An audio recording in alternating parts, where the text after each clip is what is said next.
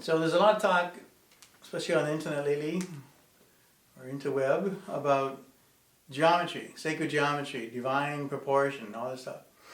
So what is it? Everybody says, well, this is what it is, but what can you do with it? Let's go and talk about what it is first. So we live in a reality that is shaped by a higher reality. You have things outside of yourselves that control you. You go to sleep every day because it's dark. You wake up because it's light. You have a moon that goes around and does a cycle, and the women will go and have their cycle. It just happens. We're part of nature. So even further out, we have other cycles. We have a cycle of Venus. So think of Venus as the thing between the sun and the earth that kind of stirs the pot of the electromagnetic radiation going back and forth. So the solar wind can get stirred by Venus. Venus is a little peculiar. It's the only planet that goes the other direction. Every planet goes this way. Venus goes the other way, and slowly, it takes probably 12 years before it reaches the same time we take 8 years to do. So, 12 days. So you have Venus going along, and you have Earth going along. And Venus, because it's closer, it goes faster. And every 1.618 years, the golden ratio, or the divine proportion, they meet. They meet in alignment with the Sun, Venus, and the Earth. And they meet every 1.618 years, which forms a pentagram, or a pentangle, between us and the Earth. Between us and the Sun. And then you'll notice that plants will start growing up the same way.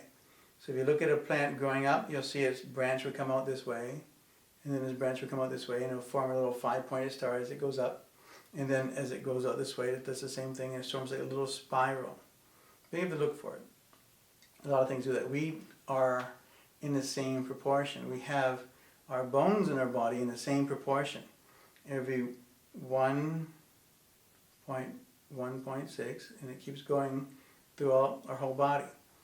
So the goal of this is to try to make our body move the way in this proportion.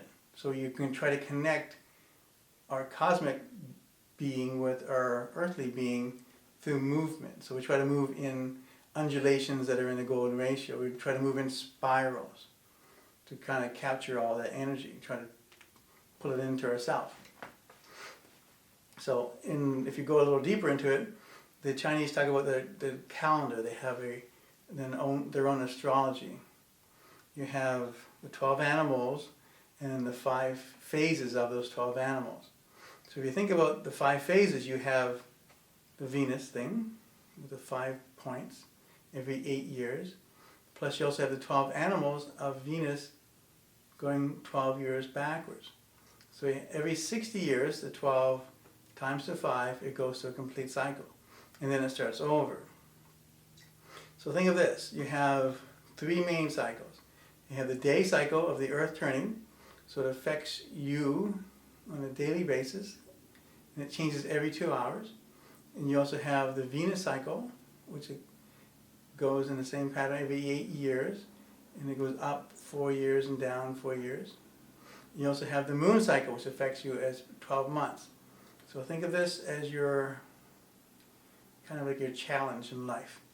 You have the time you're born is the animal of your secret self. The self that you know only as you. And nobody else knows who you are. Inside yourself, you know who you are. Nobody else really knows who you are. And then the Venus one gives you what's called your glamour, your external self, what people perceive you as. Not who you really are, but what you're perceived as. And then your lunar self, the ascension, the being pulled upwards, is your goal. So you take yourself, your secret self, and you use your perceived self to become your ascended self. And you have 60 years to do it. So think of it as a game.